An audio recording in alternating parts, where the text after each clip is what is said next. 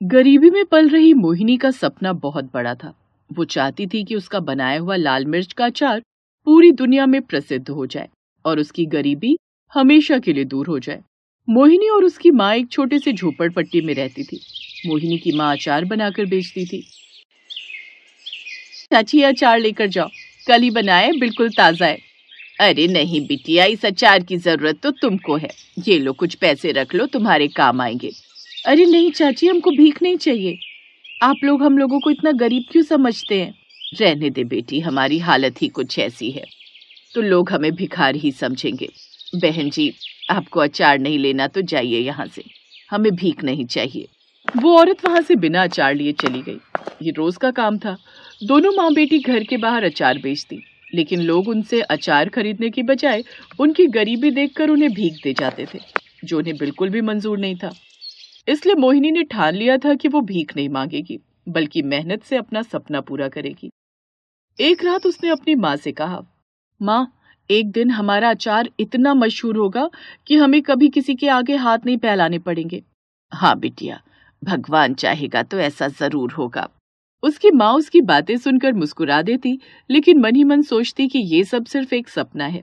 जाओ बिटिया, सुबह की बासी रोटी बच गई थी, उन्हें गर्म कर लो। हम लोग खाना खाकर सो जाते हैं। ज्यादा परेशान होने की जरूरत नहीं है। जैसा ऊपर वाला चाहेगा वैसा ही तो होगा। रोटी तो मैं गर्म कर दूंगी माँ, लेकिन अब भगवान को हमारी मदद करनी ही पड़ेगी। हम गरीबों की यही समस्या है। हम ये मान लेते हैं कि जो ऊपर वाला चाहेगा वही होगा। हम इंसानों की कोई चाह ही नहीं है क्या? बेटा, भगवान के ऊपर गुस्सा दिखाकर कोई फायदा नहीं है। अपना दिमाग मत खराब कर। चुपचाप हम लोग खाना खाकर सो जाते हैं। अगले दिन फिर से दोनों घर के बाहर अचार लेकर बैठ गए, पर कोई उनके पास अचार लेने नहीं आया। धीरे धीरे शाम हो गई। चल बेटा, अंदर चलते हैं, कोई नहीं आने वाला। दोनों माँ बेटी घर के अंदर आ गए। थोड़ी देर बाद उस रात मोहिनी और उसकी माँ झोपड़ी के कोने में बैठे अचार के लिए लाल मिर्च को तैयार करने लगे। माँ, क्यों ना हम अचार बेचने शहर चले? जब तक हम ये गांव नहीं छोड़ेंगे तब तक कुछ नहीं होने वाला। लेकिन बेटा, हम इतनी दूर शहर जाएंगे कैसे? कहाँ रहेंगे? हमारे पास तो ज्यादा पैसे भी नहीं हैं। तभी अचानक आसमान में तेज बिजली कड़की और ऐसा लगा जैसे धरती हिल रही हो। मोहिनी की माँ डर गई और उसने घबरा कर कहा, मोहिनी, ये तो कोई अशुभ संकेत है। लगता है कोई बहुत बड़ा तूफान आने वाला है।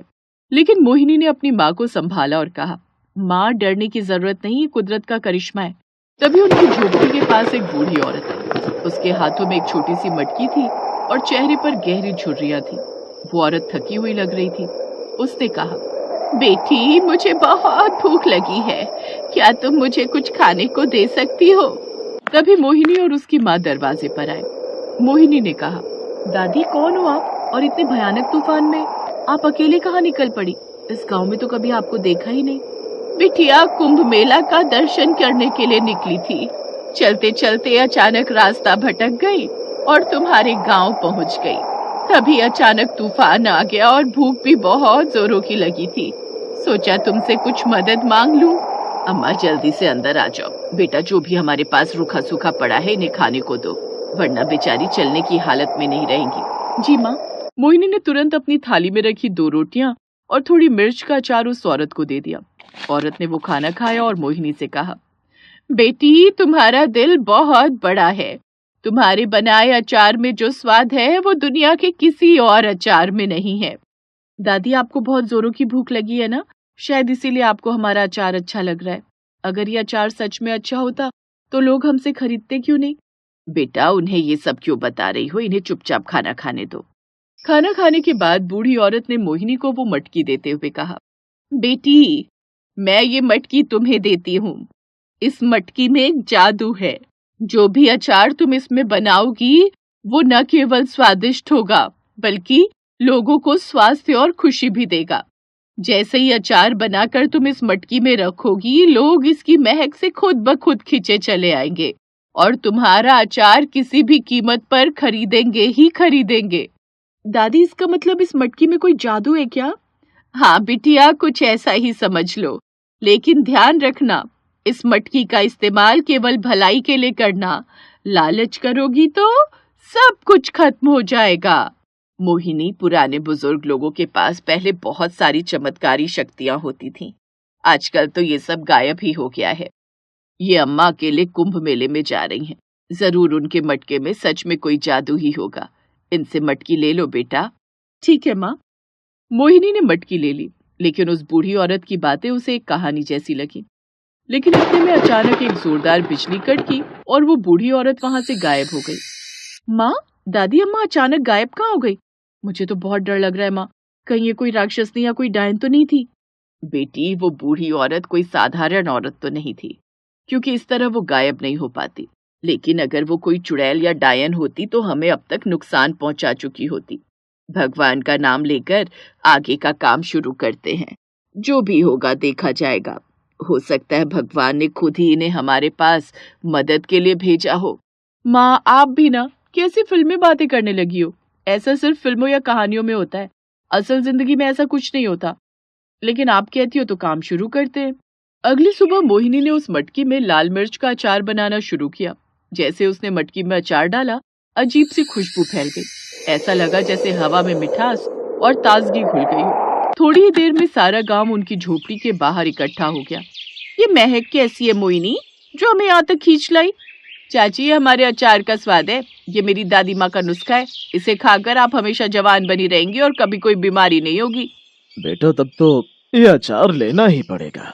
चाचा, तुम बाद में लेना, पहले हमें लेना है अचार। बेटा, हमें 1 किलो अचार दे दो। पूरे गांव ने उनका सारा अचार खरीद लिया। अचार तो खत्म हो गया, लेकिन कुछ लोगों को अभी भी अचार नहीं मिल पाया। आप लोग अभी जाइए, शाम तक हम दूसरा अचार बना लेंगे, फिर आप लोग ले लेना। सारे गांव वाले वहां से चले गए। दोनों माँ बेटी बहुत खुश हुए। माँ, ये तो कमाल हो गया।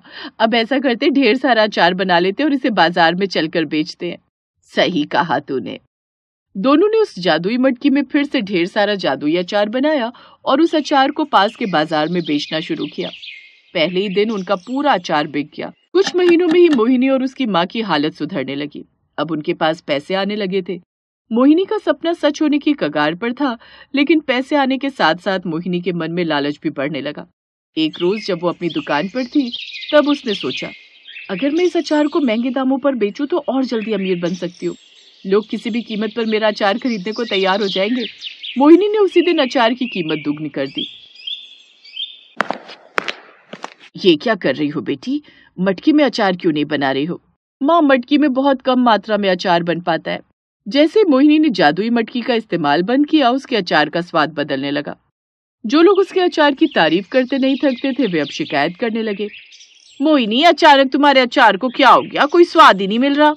हाँ मोहिनी, इससे अच्छा तो प्याज और नमक लगता है। मोहिनी बिना कुछ बोले घर चली आई। इस तरह कुछ दिनों बाद मोहिनी के पास कोई ग्राहक नहीं आया। फिर उसकी माँ ने कहा, बेटी, तुमने उस मटकी का अपमान किया है। वो मटकी हमें अमीर बनाने के लिए नहीं, दूसरों की मदद करने के लिए दी गई थी। लोगों का स्वास्थ्य सही करने आई थी। सही कह रही हो माँ, अब तो लोग मुफ्त में भी हमारा अचार खरीदने को तैयार नहीं है। मोहिनी को अपनी गलती का एहसास हुआ। उसने उसी रात मटकी के पास जाकर माफी मांगी। हे जादुई मटकी, मैंने कुछ ज्यादा ही लालच कर लिया था। मुझे माफ कर दीजिए। मैं 2 दिन से मटकी में ही अचार बना रही हूँ, पर अब उस अचार में ना कोई स्वाद बचा और ना ही वो आकर्षक महक। लेकिन मटकी ने कोई जवाब नहीं दिया। अगले दिन मोहिनी ने उसी मटकी में अचार बनाकर गरीबों में बांट दिया, जो लोग भूखे थे। उन्होंने अचार खाकर मोहिनी को दुआएं दी। बिटिया, इतना महंगा अचार हमने पहली बार खाया है।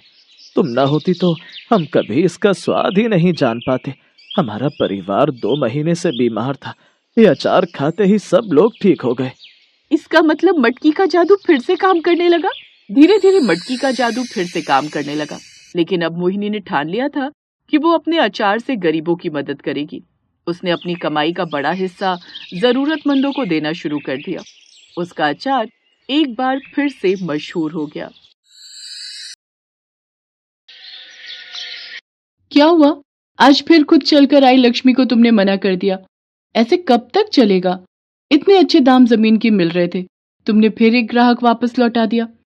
अच्छे खासे पैसे वो तुम्हारी बंजर जमीन के दे रहा था। अरे, इतने तो कोई भी नहीं देता। चारुलता, चाहे मुझे इस जमीन के कोई लाखों रुपए भी देगा, तो भी मैं अपनी माँ की दी हुई आखिरी निशानी किसी को नहीं बेचूंगा। फिर बैठे रहो गरीबी में, अपनी माँ की निशानी को सीने से लगाए। इस बंजर जमीन पर कोई खेती नहीं हो सकती। ऊपर से अगर कोई इसे खरीद कर इस पर कुछ बनाना चाहता है, तो तुम बेचने को राजी नहीं हो। आखिर हमारा क्या होगा? हम अमीर हो सकते हैं पर तुम हो कि ढीठ बनकर बैठे हो। तुमसे तो बात करना ही बेकार है। जा रहा हूं मैं, और कान खोलकर सुन लो, मैं अपनी जमीन नहीं बेचूंगा। किशन के माता पिता नहीं थे। उनके पास एक बंजर जमीन का टुकड़ा था। किशन की मां ने मरते समय किशन से कहा था कि वो इस जमीन को उनकी निशानी समझकर अपने पास रखेगा। यही सोचकर किशन ने आज तक अपनी जमीन का टुकड़ा किसी को नहीं बेचा। उसके पास बहुत से ऐसे ग्राहक आते थे जो उसे मुंह मांगा इनाम देना चाहते थे, पर किशन सबको मना कर देता था। यही बात उसकी पत्नी चारुलता को पसंद नहीं थी। वो तो चाहती थी कि वो उस जमीन को बेचकर अच्छे पैसे कमा ले और उनकी गरीबी दूर हो जाए। इसीलिए वो किशन से गुस्से में रहती थी। किशन गांव में मजदूरी का काम करता था और जो थोड़े बहुत पैसे वो कमाता उनसे वो घर का गुजारा करता था। एक दिन किशन किसी काम से शहर गया हुआ था। पीछे से चारुलता ने वो जमीन किसी दूसरे गांव के साहूकार को बेच दी। किशन इस बात से अनजान था। ये लीजिए बहन जी, जमीन के पैसे गिन लो, पूरे 15 लाख रुपए हैं। 15 लाख रुपए? इतने तो मैंने सपने में भी कभी नहीं देखे। ये लो भैया जी, जमीन के कागज। पर मेरे पति को कानो कान खबर नहीं होनी चाहिए कि ये जमीन मैंने आपको बेची है, समझे? चारुलता पैसे देखकर बहुत खुश थी। उसने किशन को अभी इस बारे में कुछ भी नहीं बताया था। पर अचानक अगले दिन वो साहूकार चीखता चिल्लाता चारुलता के घर आता है। अरे तुमने मुझे कैसी जमीन बेच दी जहां पर भूत प्रेतों का वास है? मुझे ऐसी जमीन नहीं चाहिए। मेरे मजदूर काम छोड़कर भाग गए, मेरा कितना नुकसान हो गया। ये अपनी जमीन के कागज पकड़ो और मेरे रुपए मुझे वापस करो। कौन सी जमीन की बात कर रहे हो आप? वही बंजर जमीन जो तुम्हारी पत्नी ने मुझे पूरे 15 लाख में बेची थी। चारुलता घबरा जाती है और साहूकार को पैसे वापस कर देती है। किशन को सारी बात पता चलती है। वो चारुलता की हरकत से बहुत दुखी होता है और अपनी जमीन पर जाकर रोने लगता है।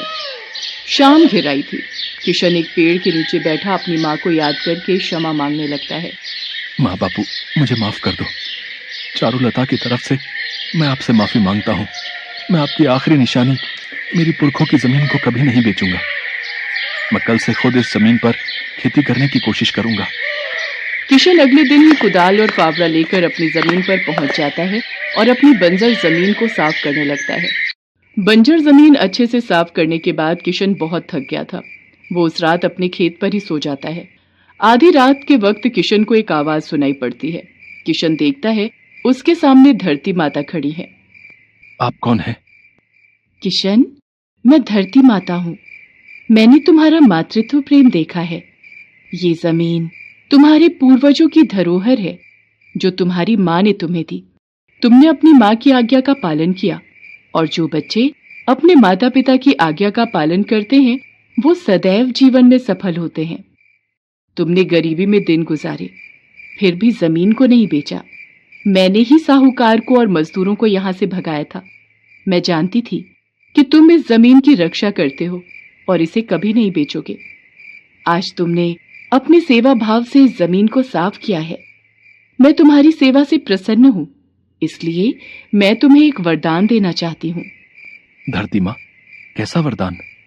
किशन, आज से कई वर्ष पूर्व तुम्हारे पूर्वजों ने इस जमीन पर मिर्च की खेती लगाई थी, पर गांव में सूखा पड़ गया जिस कारण सारी खेती तबाह हो गई। उसके बाद ये जमीन बंजर हो गई। तुमने इस जमीन को साफ सुथरा करके फिर से उपजाऊ बनाया है। मैं तुम्हें ये जादुई मिर्च के बीज दे रही हूँ। इन्हें अपनी जमीन में बो देना। तुम्हारे खेत में सोने की मिर्च उगाएंगी। उन सोने की मिर्चों को बेचकर तुम फसल के लिए और सामान खरीद सकते हो। फिर इस जमीन पर तुम मिर्च की ही खेती करना। वो तुम्हारे लिए बहुत फलदायी होगी और धीरे धीरे तुम्हारे जीवन के सारे कष्ट दूर हो जाएंगे। इतना कहकर धरती माता धरती में समा गई। किशन अपने हाथों की ओर देखता है। उसके हाथ में मिर्च के बीज थे। किशन खुशी खुशी सारे बीज जमीन में बो देता है और घर जाकर चारुलता को सारी बात बताता है। क्या आप सच कह रहे हो? सोने की मिर्चों की खेती?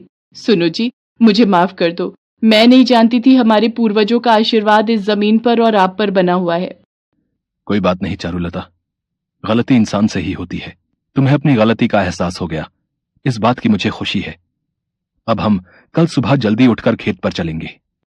अगले दिन किशन और चारुलता दोनों खेत पर जाते हैं। वो देखते हैं खेत में सोने की मिर्चें लहरा रही हैं। दोनों उन मिर्चों को देखकर बहुत खुश होते हैं। किशन को उसकी अच्छाई का फल मिल जाता है। धरती माता और पूर्वजों के आशीर्वाद से उसके जीवन के सारे दुख दूर हो जाते हैं। किशन और चारुलता दोनों मिलकर सारी सोने की मिर्चें तोड़ लेते हैं और उन्हें बाजार में बेच देते हैं। उनसे जो पैसा मिलता है उससे किशन खेती करने की सारी मशीनें और सामान खरीद लेता है। किशन अपने खेत की जमीन पर सिर्फ मिर्च की ही खेती करता था, जो कि उसके लिए बहुत फलदायी थी। धीरे धीरे किशन गांव में पैसे वाला साहूकार बन गया। वो गरीब और बेसहारा लोगों की भी बहुत मदद करता था। आज भी वो मन ही मन अपने पूर्वजों और धरती माँ को धन्यवाद करना नहीं भूलता।